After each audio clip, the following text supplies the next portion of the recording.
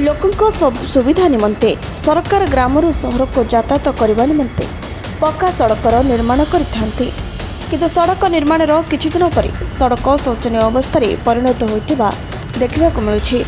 नवरंगपुर जिलार विभिन्न ब्लॉक ठारे ठेकादार और जंत्री मधुचंद्रिकार कोटी कोटी टंका व्यय निर्माण करा सड़क अल्प दिन मध्य नष्ट होता दृश्य एवं नवरंगपुर जिलावासी को घाइला करुछि।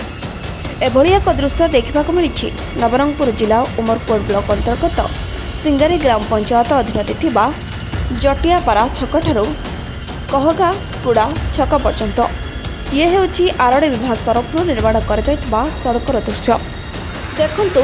रास्ता निर्माण किछि दिन पर ही रास्ता फाटी पिचु सब बाहरी पड़िलानी। उक्त सड़कटी 3 मास पूर्व तैयारी करा जायछि किंतु एही सड़कर अधिकांश स्थान रे बड़ बड़ गर्त सृष्टि होइछे जहा फल यातायात रे बाधा सृष्टि होउतबा छलछल देखा जाउछे।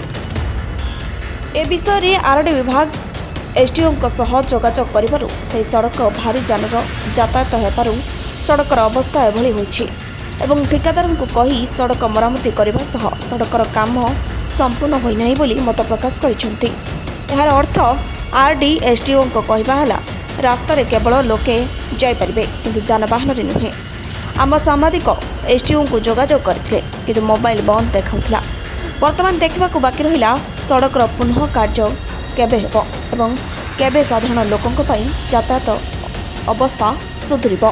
सुविधा माने झटियापुरा छकटू खोकागुड़ा छक जाए पूरा निम्नमानर काम ये अभियोग कला सत्वे भी आम ठेकादार को अभियोग कला सत्वे भी तांके अणदेखा करें। रास्ता विषय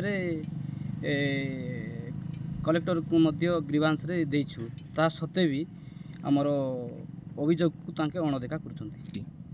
सर देखो तो ये तो निम्नमान काम होती जेईर मध्य देखा ना काम कला बेलू जेई न थी काम स्टार्ट कर निम्नमान काम होटा 3 मास है सर कामटा 3 मास है सत्वे भी काम आपन तो देखुं रास्ता पूरा अवरोध हो गला बोलवा कोटी कोटी टंकार आत्मसात होगी। Umerkote Harihar Satpathy report Republic Odisha.